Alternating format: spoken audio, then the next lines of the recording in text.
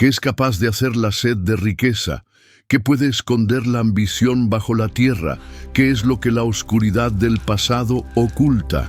En 1888, en el árido estado de Zacatecas, la respuesta salió a la luz, más fría y macabra que las profundidades de cualquier mina de plata, cuando se encontraron 13 esqueletos infantiles, acomodados en un círculo perfecto, momificados por el tiempo y marcados por un terror que la ciudad juraba haber olvidado.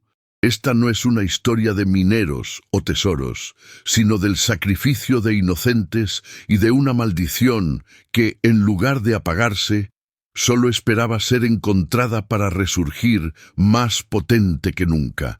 La primera imagen, el primer segundo, es la de una osamenta que grita en silencio un dolor atemporal, el dolor de aquellos que fueron olvidados y abandonados a un terror eterno. El hallazgo, tan impactante como inexplicable, reveló un pasado que la élite de la ciudad prefería mantener sepultado.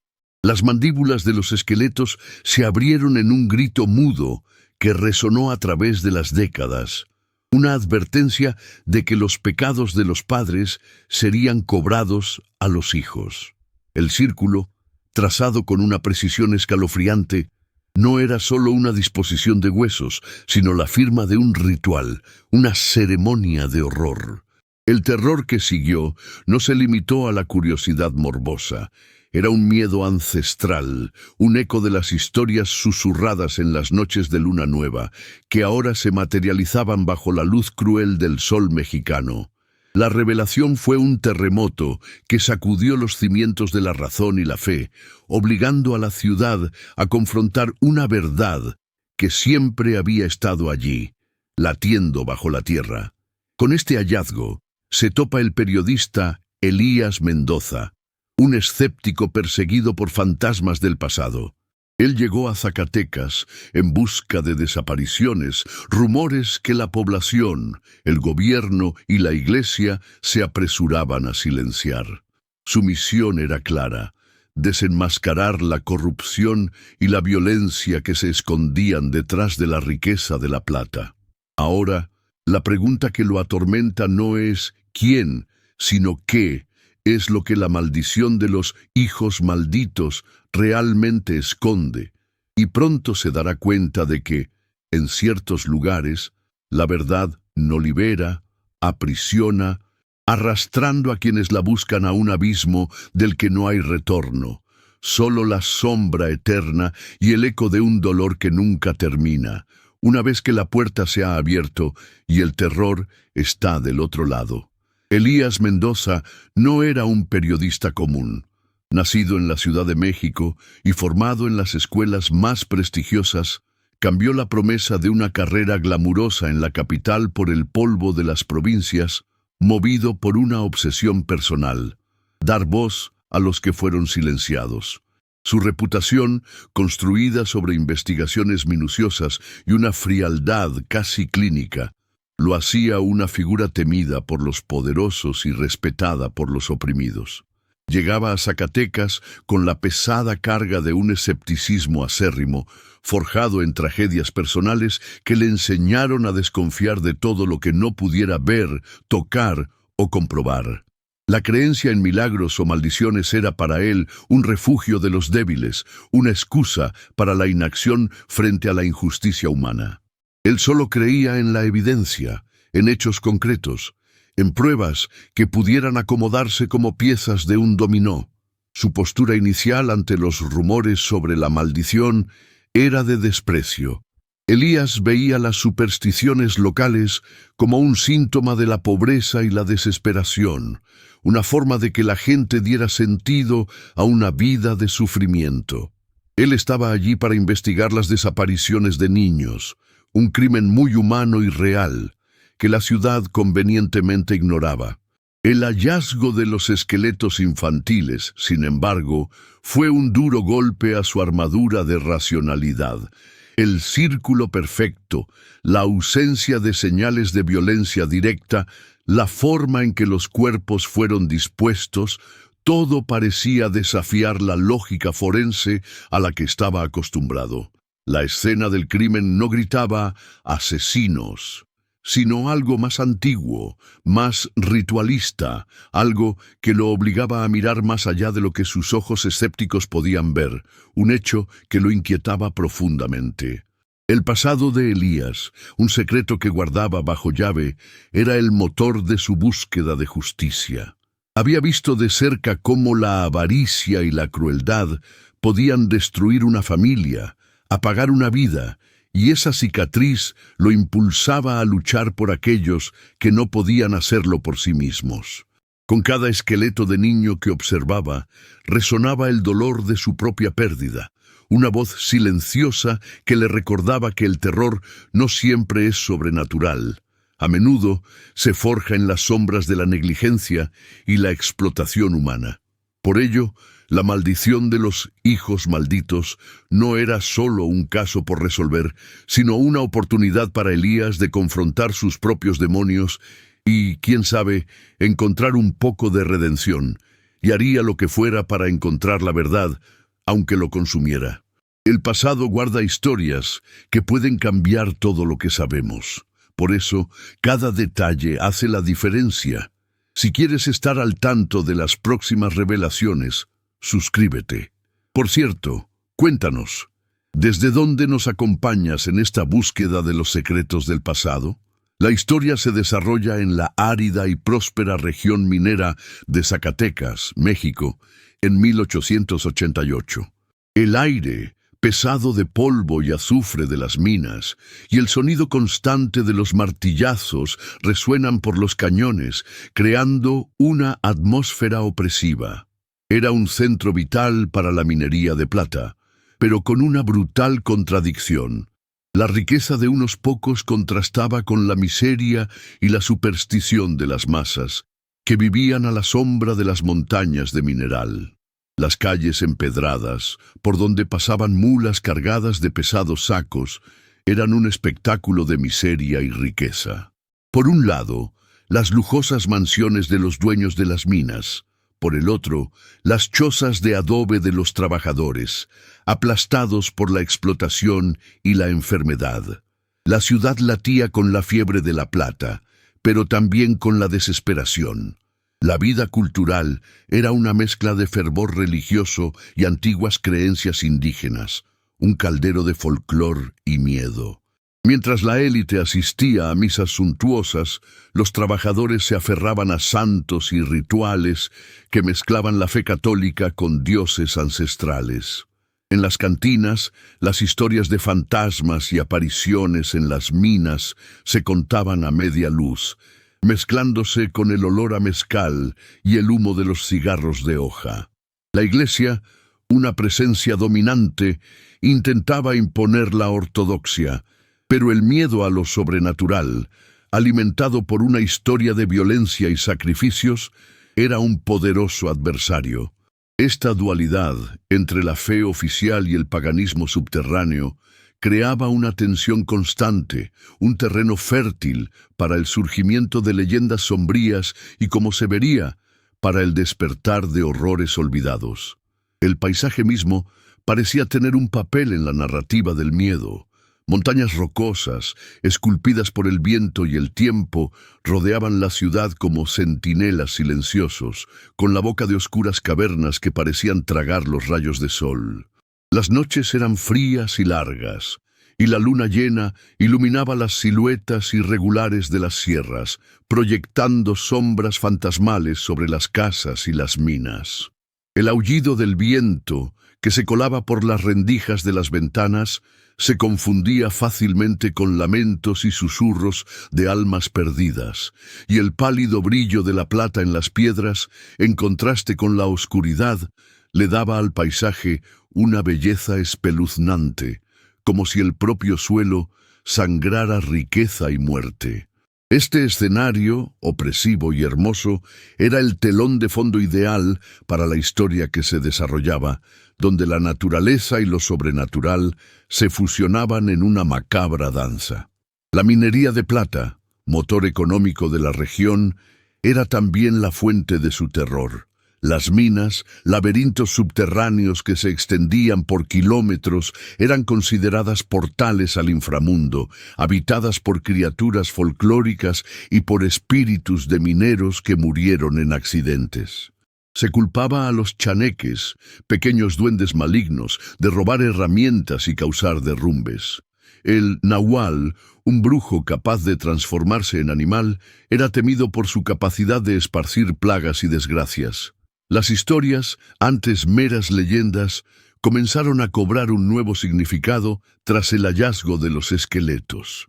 La gente se preguntaba si aquellos rituales no eran el precio pagado para saciar la sed de una entidad sombría que residía en las profundidades de la tierra, algo que exigía más que plata. La presencia de los extranjeros, principalmente ingenieros británicos y americanos, añadía otra capa de tensión. Ellos, con su ciencia y sus máquinas, despreciaban las supersticiones locales. Eran vistos como invasores que retiraban la riqueza del país sin importarse con las tradiciones. El choque cultural era evidente y alimentaba resentimientos. El conocimiento científico de Elías Mendoza lo ponía en ese mismo plano. Un forastero que desdeñaba las creencias de los lugareños, lo que hacía su investigación aún más difícil, porque las puertas se cerraban. A los ojos de los habitantes, era uno más que venía a explotar y profanar los secretos de la ciudad, incapaz de entender que la verdad en Zacatecas no residía solo en los libros y en la lógica, sino en las leyendas, en las oraciones y en los cantos que resonaban desde hacía siglos en la oscuridad. La sociedad de Zacatecas, en 1888, estaba en el umbral de un cambio. El progreso, impulsado por la tecnología, luchaba contra un pasado que se negaba a ser borrado. La luz eléctrica comenzaba a iluminar las calles, pero las velas aún se encendían en los altares domésticos para ahuyentar a los malos espíritus. El tren a vapor traía noticias de la capital, pero el correo, lento e incierto, seguía siendo la principal forma de comunicación. El hallazgo de los esqueletos infantiles no fue solo un crimen. Fue un choque entre dos mundos, el racional y el místico, el presente y el pasado, demostrando que la modernidad no era capaz de silenciar la voz de los muertos. Los periódicos de la capital, con su visión escéptica, hablaban de un ritual primitivo, pero la población sabía que lo que se había encontrado era algo que estaba más allá de la comprensión humana, algo que no podía explicarse con palabras, pero que necesitaba sentirse en el alma. Los habitantes de Zacatecas, una comunidad de familias antiguas, estaban profundamente apegados a su tierra y a sus tradiciones. Muchos de ellos habían trabajado en las mismas minas por generaciones, y el suelo que les daba sustento era también la tumba de sus ancestros. Las historias de la ciudad se pasaban de boca en boca, de abuelo a nieto, e incluían relatos de sacrificios para apaciguar a la serpiente de plata, una entidad mitológica que supuestamente vivía en las profundidades de la tierra y que controlaba las vetas de mineral. La leyenda decía que la serpiente exigía la sangre de los inocentes a cambio de su riqueza. Estas historias, antes tratadas como folclore, cobraron una urgencia aterradora después del hallazgo de los esqueletos. La estructura social era rígida y opresiva. En la cima, la minoría de terratenientes y mineros, afortunados y despiadados. Abajo, la gran masa de trabajadores, campesinos y peones, sin tierra y sin derechos, que vivían bajo la amenaza constante de desalojo o de hambre. La Iglesia, por su parte, ejercía un poder moral y económico, con aires de protectora de los pobres, pero en realidad tenía alianzas secretas con la élite y muchos creían que estaba al tanto de los sacrificios. El hallazgo de los hijos malditos amenazaba con romper este frágil equilibrio, revelando la corrupción y los secretos que mantenían el poder y el silencio. Las autoridades, conscientes del peligro, intentaban a toda costa encubrir el caso, llamándolo mera superstición. El misterio no era solo sobre los esqueletos, sino sobre la propia historia de la ciudad. ¿Por qué 13 niños? ¿Por qué un círculo perfecto? El hallazgo perturbó la paz superficial, sacando a la luz un pasado de violencia y avaricia. Y la lucha de Elías Mendoza no era solo contra un crimen, sino contra una historia que la ciudad se esforzaba por olvidar. Los fantasmas del pasado, antes solo susurros, ahora tenían forma y estaban a la vista de todos.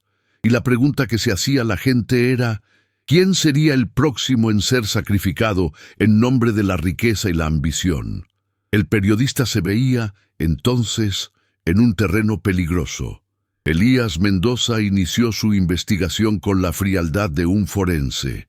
La escena del crimen, un descampado cerca de una mina abandonada, era el punto de partida. Examinó cada hueso, cada pedazo de tejido momificado, buscando algo que la policía local ignoró. La ausencia de marcas de lucha o de fracturas violentas lo intrigó. Era como si los niños hubieran aceptado su destino, o estuvieran bajo algún tipo de trance, algo que no encajaba en la lógica de un crimen común. Elías fotografió los esqueletos y el terreno, registrando la posición del círculo y la orientación de los cuerpos. Notó también que una de las osamentas, la que estaba en el centro, era más pequeña que las demás. ¿Sería la del más joven? La pregunta lo inquietó y sintió la necesidad de encontrar respuestas. Su primera parada fue el archivo de la ciudad, donde intentó encontrar registros de desapariciones infantiles en la década de 1880. Los libros, empolvados y mal organizados, revelaron una serie de relatos vagos, muchos de los cuales la policía había archivado como fugas de casa o accidentes, a pesar de la falta de evidencia. Elías notó un patrón escalofriante. Las desapariciones coincidían con periodos de alta producción de plata. Era como si la ciudad estuviera pagando un precio por su prosperidad.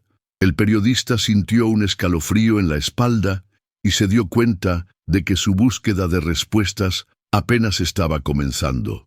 La correlación, si se comprobaba, cambiaría el rumbo de toda la investigación. La investigación de Elías lo llevó a un cementerio antiguo y olvidado, donde buscaba tumbas de niños de la época.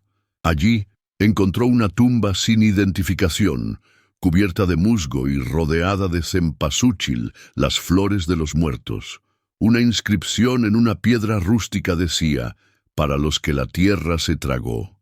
El epitafio anónimo parecía una confesión, un lamento silencioso de una comunidad que sabía más de lo que hablaba. La pesada piedra parecía ser el único memorial para todos los niños desaparecidos de Zacatecas, un recordatorio de que habían sido borrados de la historia, pero no de la memoria de los lugareños. Elías tomó una foto de la lápida y se preguntó: ¿qué se tragó la tierra? La búsqueda de testigos fue la parte más difícil de la investigación. El miedo había silenciado a la población. La gente susurraba sobre los hijos malditos, pero huía cuando Elías se acercaba. La primera persona que lo recibió fue una anciana curandera, una mujer con los ojos de quien ya ha visto demasiado, que vivía en una casa aislada, llena de hierbas y amuletos. Ella, al principio, se negó a hablar, pero la persistencia de Elías la convenció de revelar algo. Contó sobre los ritos de la purificación, sacrificios que, según la leyenda, se realizaban para apaciguar a la serpiente de plata, una criatura que habitaba las profundidades de las minas. Los niños, según la curandera, eran entregados voluntariamente por sus padres, que deseaban prosperidad, aunque fuera a cambio de la sangre de sus hijos.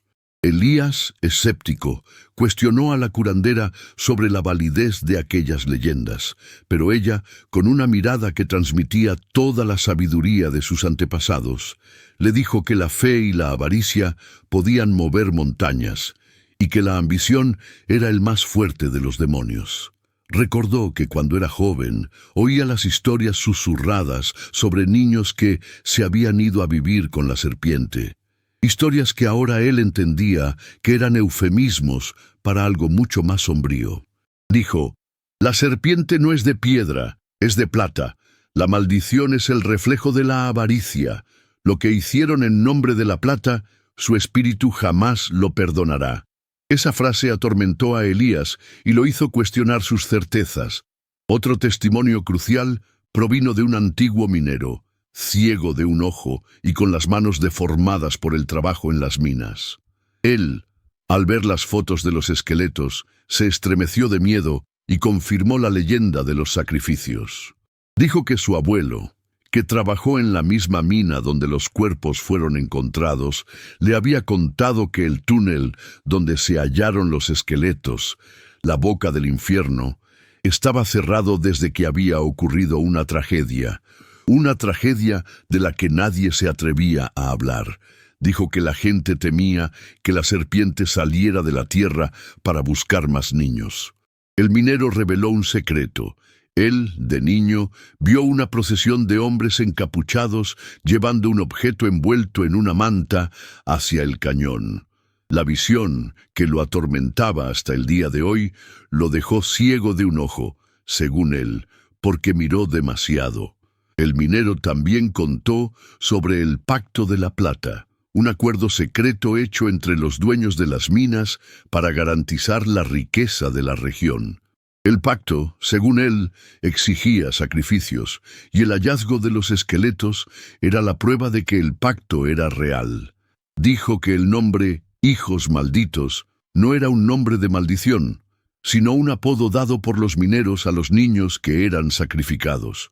Con cada detalle revelado, la narrativa de Elías ganaba capas de terror. No era solo una leyenda, era una historia de crueldad humana. Una conspiración para ocultar crímenes atroces, algo que no se limitaba al folclore y entraba en la esfera criminal.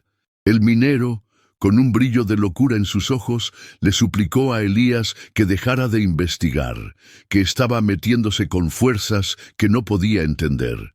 Elías Mendoza, aun con el escepticismo en su alma, comenzó a sentir la presencia del miedo. Él, que solo creía en la razón, ahora se veía confrontado con historias de fantasmas, duendes y rituales satánicos. Las calles, antes solo polvorientas, ahora parecían esconder secretos en cada sombra. El aullido del viento, antes solo un sonido de la naturaleza, ahora sonaba como lamentos de almas perdidas. El periodista, que vino a Zacatecas para desenmascarar la corrupción, ahora se veía envuelto en una trama que mezclaba la avaricia humana con lo sobrenatural, y se dio cuenta de que, en el fondo, las dos cosas eran lo mismo. La verdad, que tanto buscaba, se estaba volviendo más aterradora de lo que imaginaba. El periodista decidió ir en busca de la familia de uno de los desaparecidos, y tras días de búsqueda, encontró a una anciana, recluida y con un profundo dolor en sus ojos, la madre de una de las niñas. La mujer, que se identificó como Juana, le mostró a Elías un pedazo de tela, un pequeño retazo del vestido de su hija que guardaba como una reliquia. Le contó que su hija había sido llevada a vivir en el cielo por los señores de la ciudad, que prometieron prosperidad para su familia. Juana, al principio, lo creyó, pero pronto se dio cuenta de que la riqueza prometida nunca llegó, y lo que le quedó fue el dolor y el vacío. Vivió toda su vida con la culpa de haber entregado a su hija a cambio de una falsa promesa. El testimonio de Juana fue la prueba de que los sacrificios no eran leyendas, sino una cruel realidad. Elías, ahora con el corazón pesado, le prometió a Juana que encontraría la verdad y haría justicia a su hija. Ella lo alertó sobre el peligro de su investigación. «Te van a detener como me detuvieron a mí. Ellos tienen el poder y tienen a la serpiente». Elías no sabía si creía en la maldición de la serpiente, pero sabía que la avaricia y la crueldad de los hombres eran reales y haría todo lo posible para exponerlas. El periodista se adentró en la investigación y tras días de investigación encontró un antiguo mapa de la mina que revelaba un túnel secreto que, según la leyenda, llevaba al altar de la serpiente. Elías, aun con la razón gritando que era una locura, decidió seguir el mapa y buscar la verdad, con una linterna en la mano y un grabador en la otra. Estaba en el camino de desentrañar un misterio que la ciudad se esforzaba por olvidar, y sabía que con cada paso que daba estaba más cerca de encontrar la verdad. Se preguntó si lo que iba a encontrar sería suficiente para sacudir las estructuras de poder de Zacatecas, y si él, un periodista escéptico, estaría preparado para enfrentar el terror que se escondía en las profundidades de la tierra. Elías Mendoza, que se consideraba un hombre de ciencia, estaba en medio de un torbellino de leyendas y mitos. Recordaba su propia historia, de cómo había perdido la fe en la humanidad, y ahora se veía en un lugar donde la fe y la superstición se mezclaban de forma peligrosa. ¿Qué iba a encontrar? ¿Solo huesos? ¿O algo más sombrío? Con cada paso, con cada hallazgo, sentía que se estaba adentrando en un abismo de terror. Lo que comenzó como una investigación periodística ahora se convertía en una misión personal. Necesitaba encontrar la verdad para darle paz a los hijos malditos y para encontrar un poco de paz para sí mismo. Con el mapa de la mina, Elías descendió a las profundidades de la boca del infierno. El aire se hacía más pesado y húmedo con cada paso. La luz de su linterna revelaba paredes húmedas de piedra y vetas de plata que brillaban de forma fantasmal en la oscuridad. Una visión a la vez hermosa y aterradora. El silencio era opresivo, solo roto por el sonido de sus botas en la grava. Sentía que no estaba solo allí. Cada sombra parecía esconder a un observador, y el viento que soplaba desde el interior del túnel parecía susurrar nombres de niños. Su racionalidad, su armadura contra el miedo, comenzaba a resquebrajarse. Sintió un escalofrío en la espalda y se dio cuenta de que la verdad que tanto buscaba podría ser más sombría de lo que imaginaba. Después de seguir el mapa por kilómetros de túneles sinuosos, Elías llegó a una cámara secreta, un espacio circular excavado en la roca, con un altar rústico en el centro. El lugar era increíblemente frío y la oscuridad era completa. La luz de su linterna reveló un escenario de horror. En el altar había un cuchillo de obsidiana, antiguo y con la hoja manchada por siglos de sangre. Alrededor, dibujos de serpientes y figuras humanoides que parecían haber sido hechos con la sangre de niños eran visibles. Eran los símbolos de los sacrificios. La evidencia, fría y concreta, confirmaba los relatos de la curandera y del minero.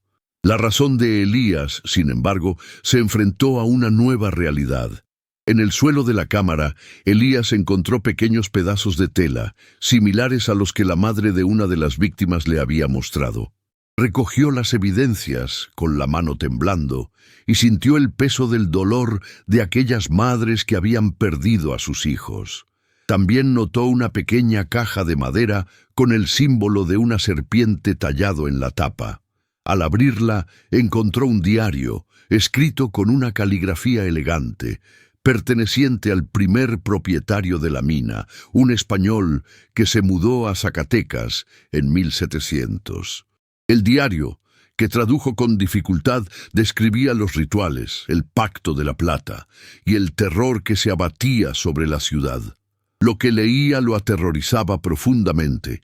El diario reveló que los sacrificios se realizaban para aplacar la ira de una entidad llamada Coatlicue, la diosa azteca de la vida y la muerte.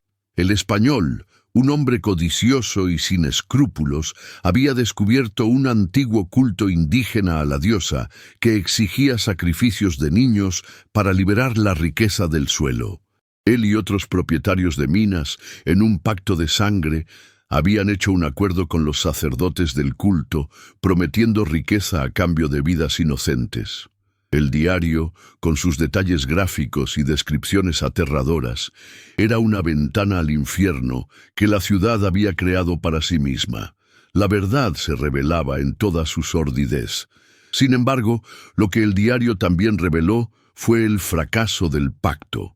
El español, en una entrada del diario que parecía haber sido escrita por un loco, describió la revuelta de la diosa que se negó a aceptar los sacrificios y, en lugar de bendecir a la ciudad con riqueza, la maldijo. La leyenda de la serpiente de plata no era una maldición folclórica, era el nombre dado a una entidad que se negó a ser corrompida por la avaricia humana. La ira de Coatlicue, según el diario, se manifestó en forma de derrumbes, plagas y en la maldición que se abatió sobre la ciudad. Una maldición que no mataba, pero que se enraiza en las almas, causando la locura y la desesperación. Lo que leía, por más bizarro que pareciera, lo aterrorizaba. Elías se dio cuenta de que la maldición no era sobre la falta de riqueza, sino sobre la imposibilidad de disfrutarla. El diario revelaba que las familias que entregaron a sus hijos se hicieron ricas, pero que la riqueza vino acompañada de tragedias. Los hombres se volvieron violentos, las mujeres estériles, y los hijos que les quedaban morían de enfermedades inexplicables. Lo que la diosa había quitado, no lo devolvió. El pacto era una trampa, una ilusión, y la maldición de los hijos malditos era la prueba de que la avaricia humana, al final, es lo que lleva a la destrucción.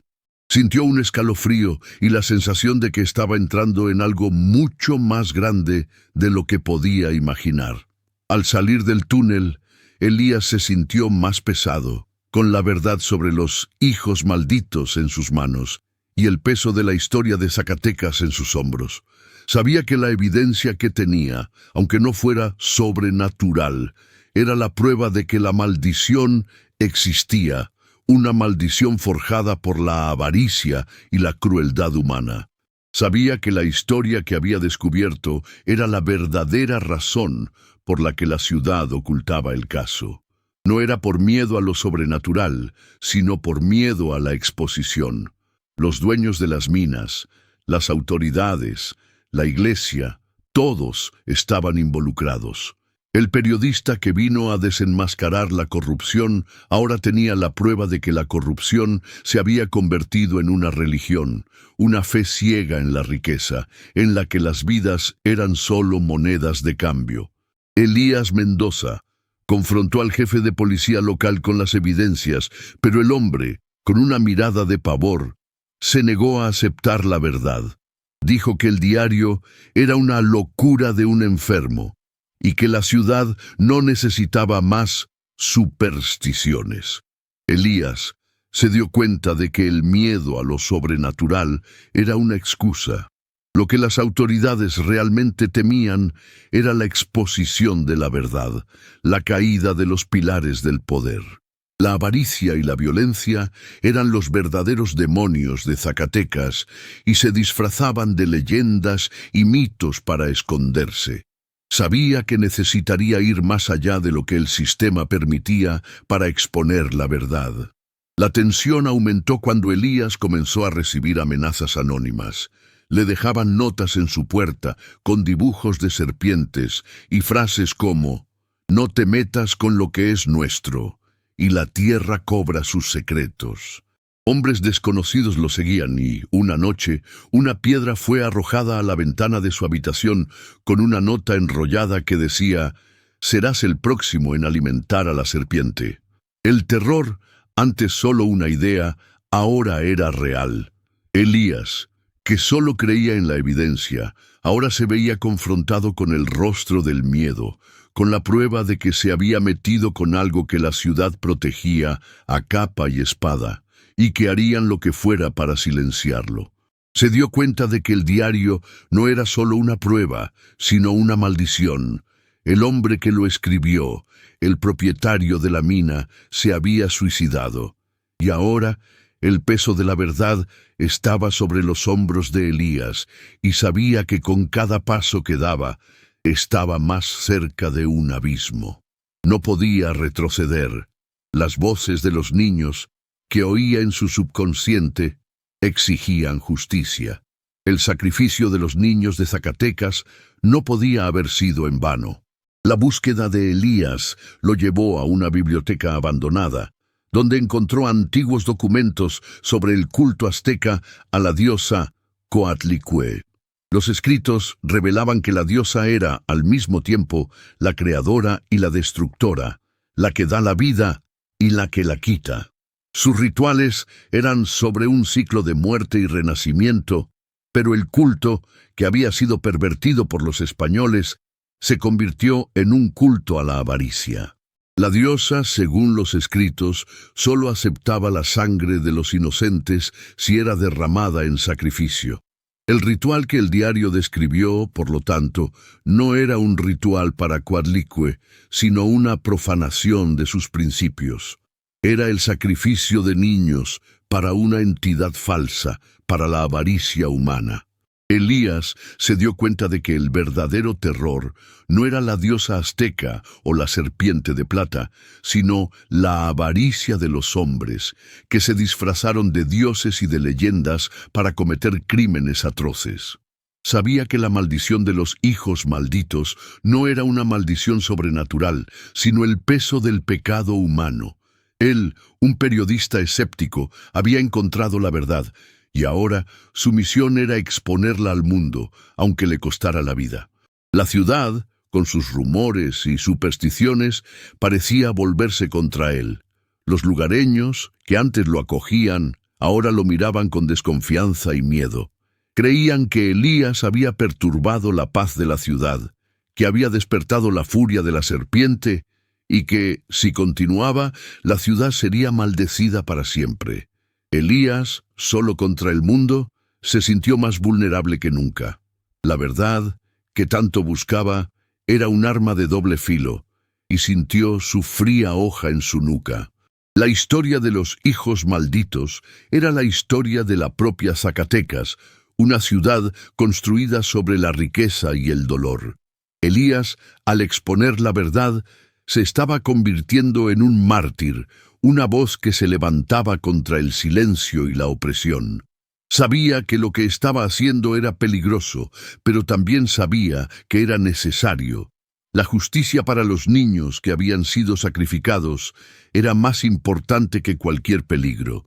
El diario reveló también la identidad de los herederos de los propietarios originales de la mina, que estaban en la cima de la jerarquía de la ciudad.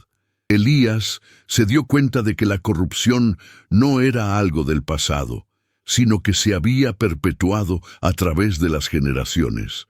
Las familias ricas de la ciudad, que parecían modelos de honor y virtud, eran, en realidad, descendientes de asesinos y de explotadores.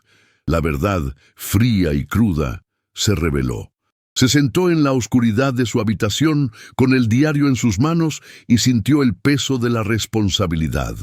Estaba en el camino de desenmascarar a la élite de Zacatecas y sabía que no lo dejarían hacerlo. El terror, antes solo un concepto, ahora se convertía en una realidad. ¿Qué iba a hacer? Tenía las pruebas, pero ¿tenía el poder? Se preguntó si su misión era solo sobre la verdad, o si era sobre su propia supervivencia. El juego había cambiado, y ahora él era la presa. Elías Mendoza sabía que el tiempo se estaba acabando. Con las evidencias en la mano y la persecución intensificándose, decidió que la única manera de protegerse era exponer la verdad al mundo. Sabía que el jefe de policía no lo ayudaría, así que buscó a la única persona en quien podía confiar, Juana, la madre de una de las niñas. Juana, con su sabiduría y conocimiento del folclore local, lo alertó de que la maldición no era sobre la falta de riqueza, sino sobre la imposibilidad de disfrutarla, y que la riqueza de los dueños de las minas era la prueba de que habían hecho un pacto con el mal. Ella lo guió en su búsqueda de la verdad y lo ayudó a entender que el terror de Zacatecas no era un demonio sobrenatural, sino la avaricia de los hombres, que se disfrazaban de dioses. La noche del clímax se acerca, una noche de luna nueva, la misma en que se realizaba el ritual de sacrificio. Elías, Juana y un pequeño grupo de lugareños que se cansaron del silencio fueron a la boca del infierno, el túnel secreto de la mina, con la esperanza de encontrar la prueba final, algo que sellaría el destino de las familias ricas de la ciudad. Mientras la noche cae, el miedo y la tensión se mezclan. Con cada paso, con cada sombra, sienten el peso de la historia y el eco de las voces de los niños que fueron sacrificados. La jornada se volvía más sombría, y se preguntaban si eran valientes o imprudentes, si serían los héroes o las próximas víctimas. Al llegar a la cámara secreta, se encuentran con una escena escalofriante. Los descendientes de los propietarios de las minas, con trajes oscuros y capuchas cubriendo sus rostros, se reunían alrededor del altar de piedra. No estaban realizando un sacrificio, sino una ceremonia de renovación del pacto, jurando lealtad a la serpiente de plata a cambio de más riqueza.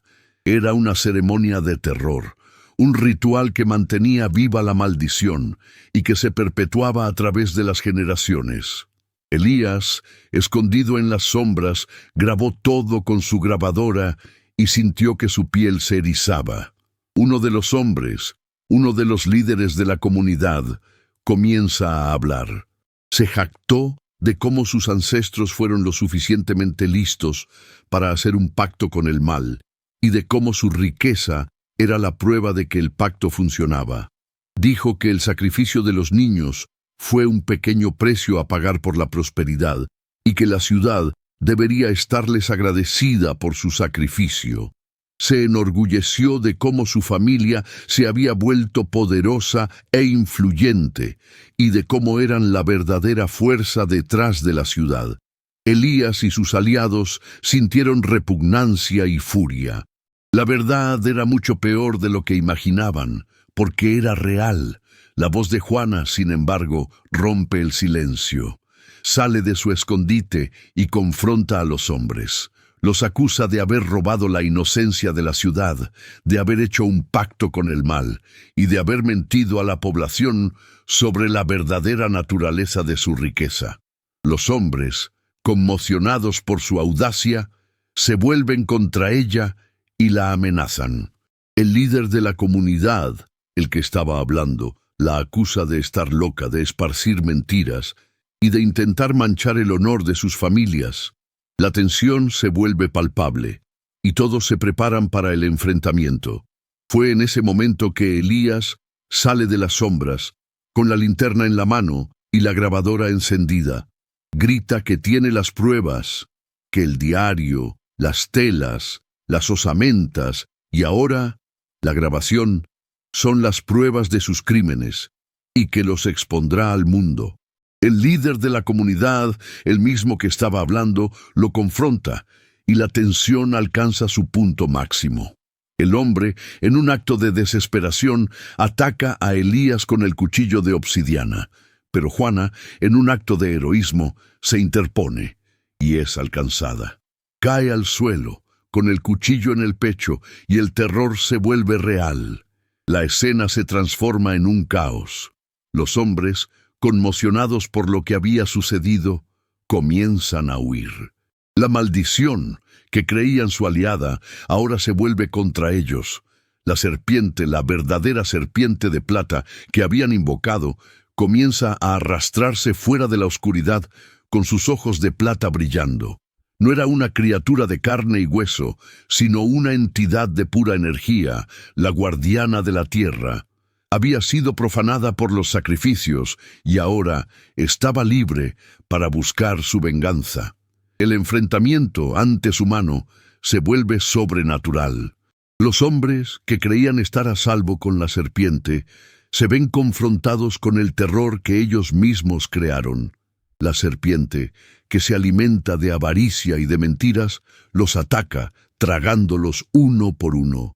Gritan de pavor, pero nadie los oye. La tierra, que creían suya, se vuelve contra ellos.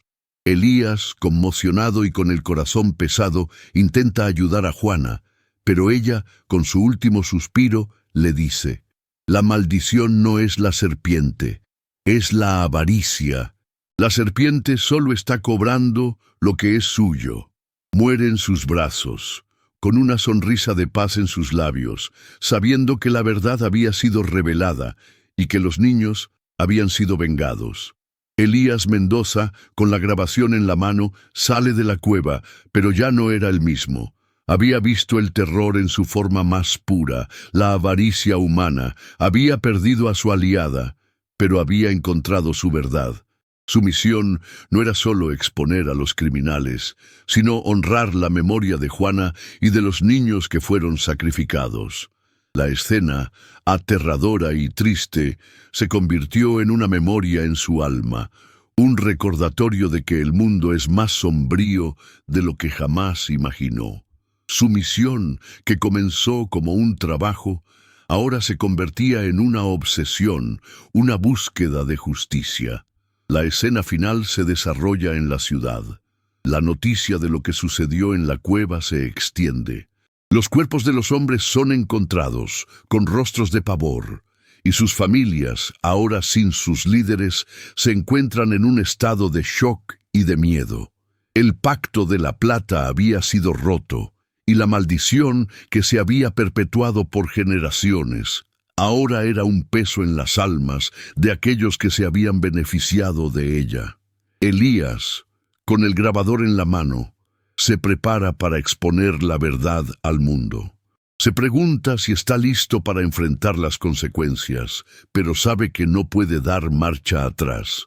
La justicia para los niños era más importante que cualquier cosa. Elías, en un momento de reflexión, piensa en su propia historia. Recordó a su familia, de cómo fueron destruidos por la avaricia humana. Había encontrado su verdad en Zacatecas, la prueba de que la avaricia humana es el verdadero terror. Se había convertido en el héroe que no quería ser, pero había encontrado su redención. Su búsqueda ya no era sobre su familia, sino sobre todas las familias que fueron destruidas por la avaricia. Se sintió en paz, pero también atormentado. La ciudad, antes vibrante y llena de vida, se convirtió en un lugar de luto y de miedo. El eco de las voces de los niños que fueron sacrificados se extiende por las calles. El terror que tanto temían se convirtió en su realidad. Lo que habían escondido durante tanto tiempo, ahora era una herida abierta. Un recordatorio de que la avaricia y la crueldad humana pueden ser los verdaderos demonios, y que las leyendas y los mitos que tanto despreciaban eran, en realidad, su única verdad.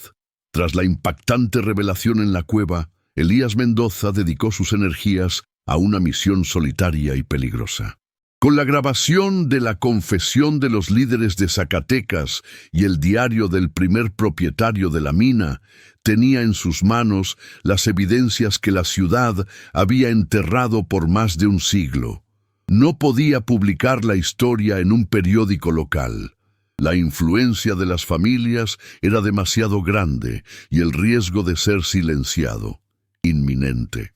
Por eso, Elías viajó a la Ciudad de México, donde encontró a un editor valiente dispuesto a publicar el artículo en un gran periódico nacional, llevando la verdad al conocimiento de todo el país y, consecuentemente, del mundo.